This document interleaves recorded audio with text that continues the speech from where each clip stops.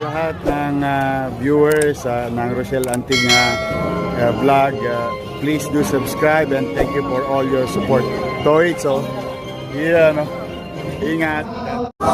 At ngayon po pangatlo sa ating mga Your Best Choice, dati isang sidewalk vendor sa may Fairmart, nag-elementarya sa P. Gomez Elementary School, nagtapos ng kanyang pag-aaral sa pamantasan ng lungsod ng Maynila. Bigas sa kanyang pagiging matulungin sapagkat noong panahon ng pandemya ay nagbigay siya ng 6 na container ng gulay upang makatulong maitawid ang ating pangangailangan sa pagkain. Ang kasalukuyang Pangulo ng Abida Tower, ang Batang Santa Cruz, ang excited maglingkod at magserbisyo. Ang serbisyo may puso, Councilor Chris Tagles. Dami ako Pangulo, dami nandiyan ang serbisyong totoo. Magandang hapon po sa inyo lahat. Nakakatuwa po at nakarating po kayo din sa ating pagtitipon. Pasensya na ho, hindi ako gaanong magaling magsalita. Dahil baguhan lang po ako. Dito po ako sinilang dito sa 316 po kami nakatira. Barangay 316 po sa kina Chairman Jango Santos po. At naging chairman rin po doon ang aking magulang. Narinig po ba kayo sa taso? Okay po ba kayo dyan? Yun po, dito po ako naggaling sa Barangay 316. Nag-aral po ako sa P. Gomez Elementary School. At nagtapos po sa pamantasan ng lungsod ng Maynila. Tay, pasensya na. At hindi ako gaanong magaling magsalita. At baguhan lang po ako. Baguhan man po ako sa larangan ng politika, pero ang pagtulong po sa kapwa ay hindi naman po bago sa akin. So, ito po ang aking buhay. Real talk po tayo na yan. Sabi ko nga ho, medyo kinakabahan pa rin ako. Basta sa ganitong pagtitipon po. Real talk po tayo. Second life ko na ho to. Pangulang buhay ko na ho to. So, sabi ko nga ho, ang hirap po pala, yung COVID ho, nag-50-50 ho kasi ako. Pamuntik na ho akong mamatay during that time. So, itong nangyari sa akin, na-realize ko na mahirap po pala na tinatalog po nga yung mga kasama ko. Nakakakilabot ho. Umaga, may darating na pasyente, kinagabihan ho, tatalagpuan ho ng puting kumot. Di ba? Tapos papalitan ho, kinabukasan, tatalagpuan rin ho. Yun ho ang naging buhay ko. So, na-realize ko ho na kailangan ko pong yung pinagbigyan ko ako ng ating Panginoon na sa susunod na bigyan ako ng pagkakataon mabuhay ulit. Di ba? Siguro ito po yung may mission po ako sa buhay. Habang ako'y binigyan ng pagkakataon ng ating Panginoon. Na-realize ko po na hindi ko pala, bata pa lang po kasi ako, nagtatrabaho daw ako. Sino nakakalam ng Fairmart? Fairmart to, Fairmart. Sa tapat ng Goodert. Goodert to, ayan. Tabi ng isitan. Sa Carriedo. Doon po ako lumaki. Isa po akong sidewalk vendor. So, mabata pa lang ako, ninulat na ako ng aking magulang na magano po ng magtrabaho ng patas. So, during that time, yun nga, na-COVID ako, siguro may mission pa ko akong sa buhay na pwedeng gawin para po sa karamihan. Diba ho? So, itong buhay ko ito, kailangan ilaan po sa kabutihan sa aking kapwa. Tama po ba, Nay? Hindi ho kasi lahat na naipundar ko dati, bata pa lang ako, dati nagtitinda ako ng laruan sa bangketa. Ngayon ay gumagawa na ho kami ng laruan.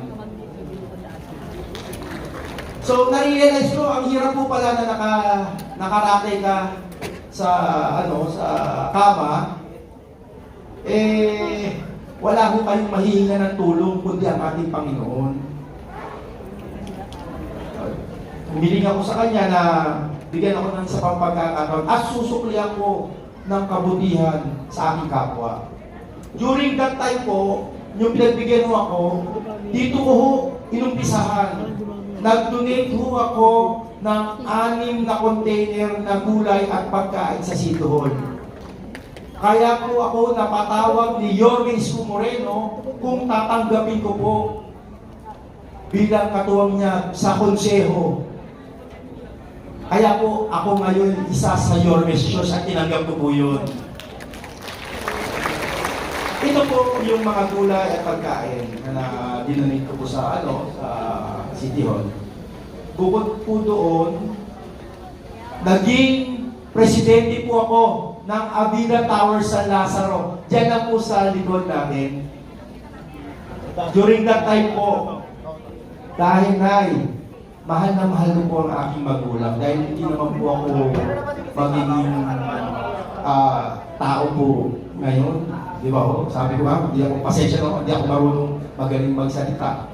Hindi ako, sa pagmamahal ko sa aking magulang, nag-isip ako ng paraan para mag-enjoy sila sa Avida at nagpatayo ko. Ang unang-unang proyekto ko po dito ay yung Senior Lounge. Dito po sa Senior Lounge, may malaking flat screen TV.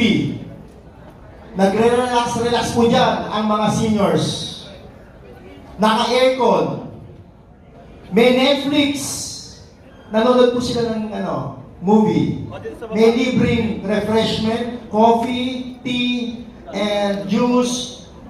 At merong mga snack katulad ng cookie ni Mocha. Taga-Avida rin po si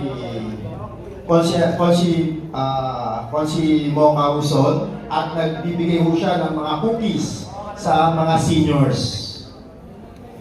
Free po yun. At bukas, 7-Eleven, parang 7-Eleven, 24/7 nakabukas ang senior lounge ko. Dito ho, nagbabanding-banding at nagre-relax ang ating mga seniors. Okay po ba yun? Hindi lang ho yun. Naglagay ho kami dito ng clinic sa loob ng senior lounge. Dito sa clinic na ito, Monday, Opta sa mata.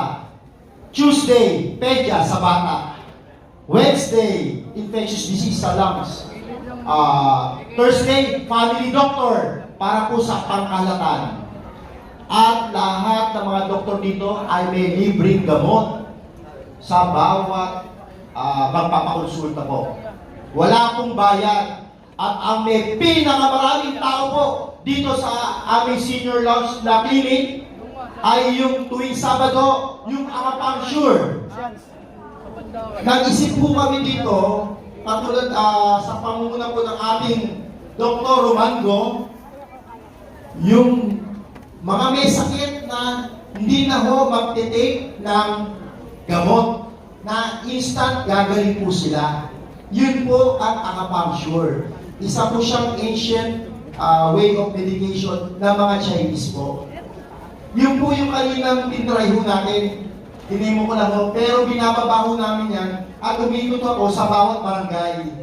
Yung clinic at yung senior lounge ay ibabahagi namin sa bawat barangay po na nasasakupan ng distrito test. Okay po ba yun?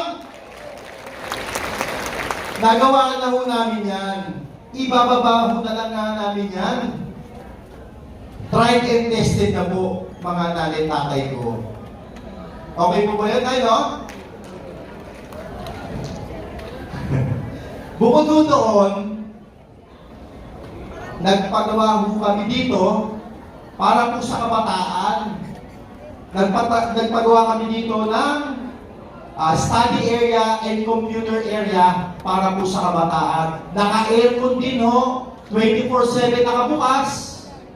Libre wifi, libre internet sa lahat po ng gusto mag-aral. At ibabahagi rin namin sa bawat barangay. Okay po ba yun?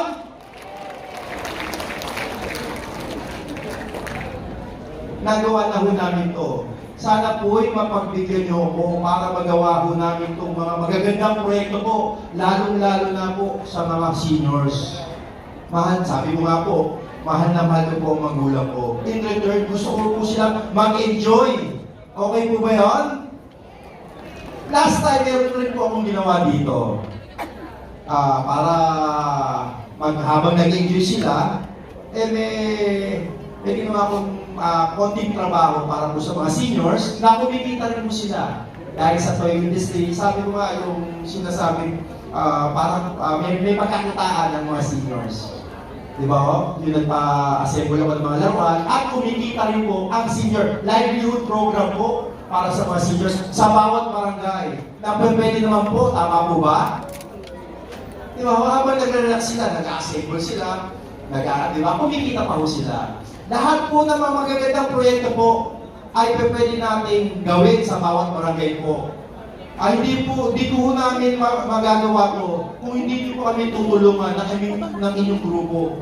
Tried and tested na po ito, Nay. Okay po ba yan, Nay? Nakakapag-relax kayo, Nay? Sana po'y matulungan niyo po ako sa pangunguna po ng ating Yorme Isko Moreno at ang ating Vice Mayor Chia Chensa po at ang ating Congresswoman Apo Nieto.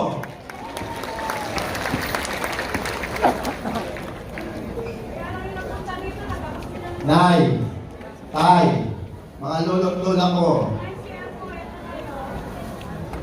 sana pagbigyan niyo ako dahil pangalawang buhay ko.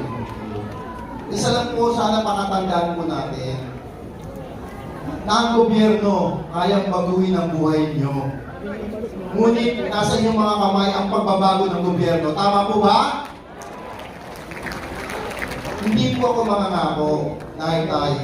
Gagawa po ako. At gagawa po ako ng kabutihan po para po sa inyo lahat. Yun lang po.